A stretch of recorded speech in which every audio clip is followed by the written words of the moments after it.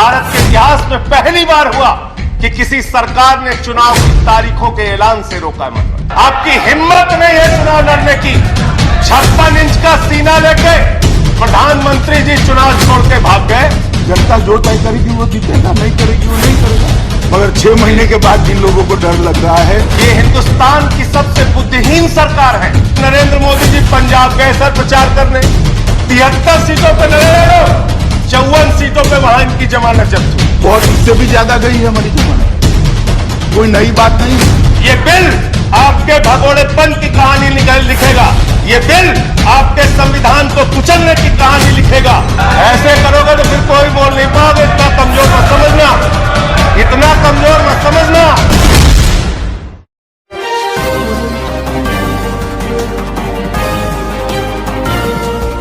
ये सरकार ये कहना चाहती है मान्यवर कि ये हिंदुस्तान की सबसे बुद्धिहीन सरकार है।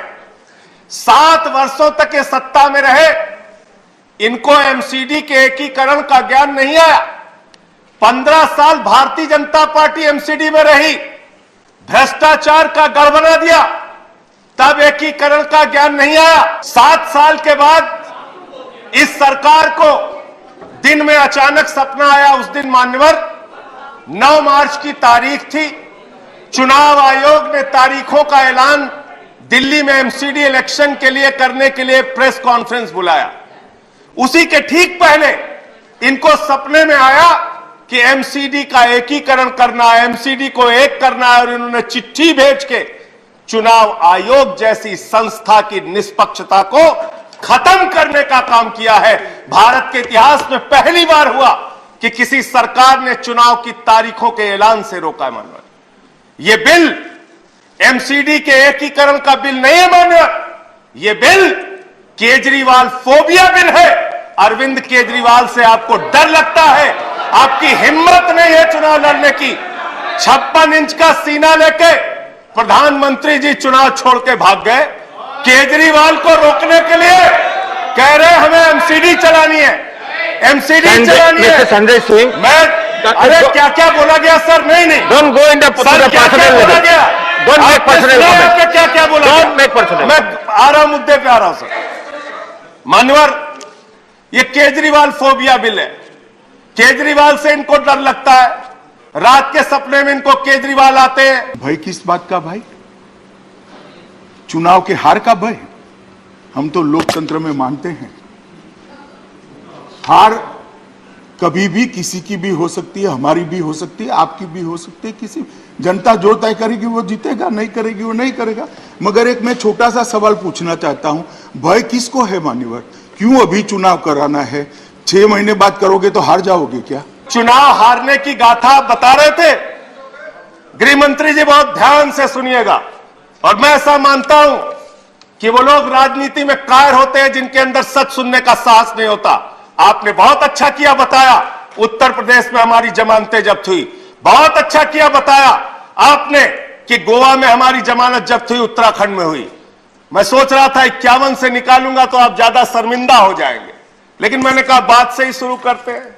शुरू कर रहे हूं सर। ये 80 में चुनाव में लड़े, तमिलनाडु में 0 सीट आई। 84 में लड़े, 0 सीट आई। 89 में लड़े, 0 सीट आई। 91 में लड़े, 0 सीट आई। 96 में लड़े, 1 सीट आई। 2001 में लड़े, 4 सीट आई। 2006 में लड़े, 0 आई। फिर 2011 में लड़े, 0 आई। 2016 में लड़े, 0 आई। 41 साल, 42 साल to do with the bill. आप बिल पे कितना बोला इन लोगों ने? यहां पे जमानत जब्त की कहानी सुना के बंद करूंगा। साहस रखिए, साहस रखिए। केरल में 82 में 0, 87 में 0, 91 में 0, 96 में 0, 2001 में 0, 2006 में 0, 2011 में 0, 2016 में 0। आपका टाइम खत्म हो चुका है। आपका टाइम इतना ही है और आपका टाइम खत्म हो चुका है। ये गलत, फिर भी आप बोले रहे हैं, गलत तरीका है। और एक ही बात को रिपीट दिल्ली का बिल है, दिल्ली के बिल पे रिपीट ना करें, दिल्ली के बिल पे बोलिए। यहां ये बताया गया कितने सीटों पे जमानतें जब्त हुई। सर उत्तर प्रदेश सुन लीजिए। हाँ। सर उत्तर प्रदेश सुन लीजिए। 2012 में 10 साल पहले तो बिल है नाथी तो दो उत्तर प्रदेश पे दिल्ली के लिए आप दिल्ली का बोलिए। गृह मंत्री जी, हिंदुस्तान ही नहीं पूरी दुनिया में आपकी पार्टी का जमानत जब्त कराने का वर्ल्ड रिकॉर्ड है, वर्ल्ड रिकॉर्ड। इतिहास पलटिए और जानिए। और मैं आपको बताता हूं, परम प्रतापी प्रधानमंत्री आदरणीय नरेंद्र मोदी जी पंजाब गए सर प्रचार करने, 73 सीटों पे लड़े ये लोग, 54 सीटों पे वहां इनकी जमानत जब्त हुई। बहुत इससे भी ज्यादा गई है हमारी जमानत, कोई नई बात नहीं है। ये पहली बार दिल्ली में सौतेले मां जैसा व्यवहार करने की परंपरा हुई है। सौतेला व्यवहार आप पार्टी की सरकार ने तीनों निगमों के साथ किया है, इसके कारण ये बिल लेकर आना पड़ा। सौतेली मां, ये गृह मंत्री का शब्द है सर, गृह मंत्री के शब्दों का जवाब नहीं दूंगा सर। सौतेली मां उन्होंने कहा।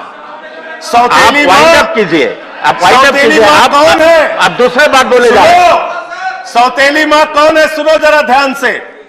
2014-15 में दिल्ली को मिला 325 करोड़, 2015-16 में 325 करोड़, 2016-17 में 325 करोड़, 2017-18 में 325 करोड़, 2018-19 में 325 करोड़, 2019-20 में 325 करोड़। सर, जब से आम आदमी पार्टी की सरकार बनी है, लाखों करोड़ रुपए का टैक्स दिल्ली की जनता देती है, मात्र 325 करोड़ रुपए आप हर साल देते हैं। दिल्ली सरकार ने 40,561 करोड़ रुपया तीनों निगमों को देना है प्रोरेटा। दिल्ली सरकार सहमत नहीं हुई। 2016-17 में दिल्ली को देने वाला पैसा 817 करोड़, 857 करोड़, 887 करोड़, 19 में 812 करोड़, 20 में 1116 करोड़, 21 में 1030 करोड़ और 22 में 1000। और हमने एमसीडी को कितना दिया माननीय गृह मंत्री जी, जरा 2 मिनट ध्यान से सुनिएगा। हमने इनको 2016-17 में 2700 करोड़ दिया, 2017-18 में 3224 करोड़ दिया, 2018-19 में 3444 करोड़ दिया, 2019-20 में 4756 करोड़ दिया और इस बार इनको 6000 करोड़ रुपए से ज्यादा धन इनको दिया। सर, आखिरी एक मिनट आपको दे रहा हूं, आखिरी एक मिनट।